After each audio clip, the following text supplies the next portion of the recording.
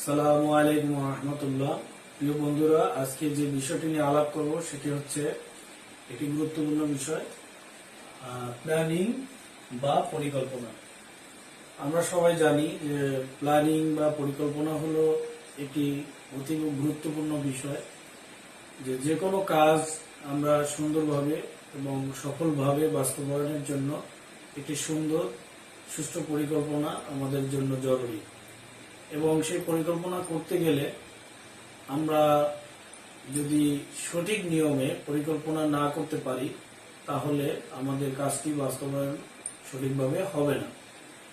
কেউ কেউ এরকম বলে থাকেন যে কোনো একটি কাজ সফলভাবে বাস্তবায়ন যদি করতে চায় তাহলে পরিকল্পনা সঠিক হলে কাজের 70% এমনিতেই অর্জন হয়ে যায় শুধু একটি ভালো পরিকল্পনা করার কারণে। তো আমরা দেখি যে কয়েকটি বিষয়কে মাথায় রেখে যদি পরিকল্পনা করা যায় তাহলে সেই পরিকল্পনাটি অনেক বেশি ইফেক্টিভ হয়। তো আমরা দেখব এখানে নাম্বার 1,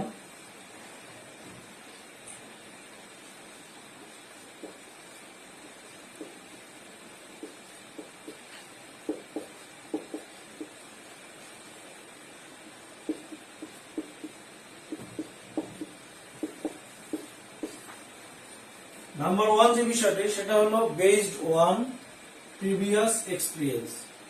অর্থাৎ আমি যে কাজের জন্য পরিকল্পনাটি সাজাচ্ছি সেই কাজটি যদি আমি করে থাকি অথবা অন্য কেউ করে থাকে সেখান থেকে আমার অভিজ্ঞতা নিতে হবে। অর্থাৎ ওই কাজটি তারা কিভাবে করেছে, ওখানে শক্তিমত্তার জায়গা কি ছিল, দুর্বলতা কি ছিল, সেগুলোকে বেস করে যদি পরিকল্পনাটি আবার সাজানো যায় তাহলে এই পরিকল্পনাটি অনেক বেশি ইফেক্টিভ হবে। তো এই জন্য number 1 based on previous experience. Number 2 হলো present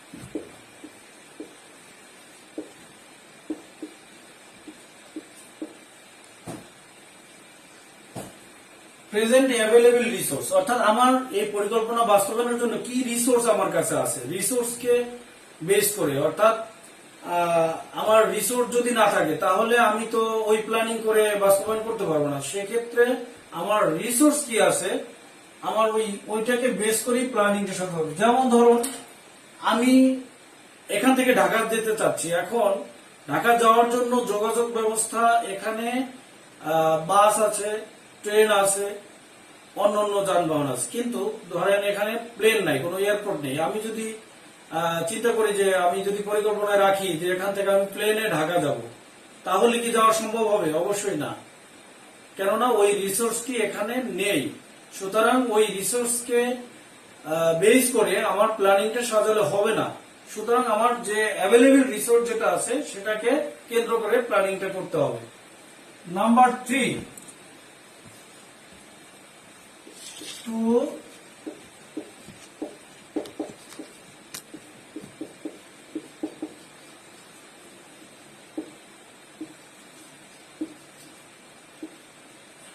to achieve future goal। অর্থাৎ আমার মানে লক্ষ্যমাত্রা কি, আমার এই পরিকল্পনার মূল গোলটা কি, সেই গোলকে কেন্দ্র করে পরিকল্পনাটি সাজাতে হবে।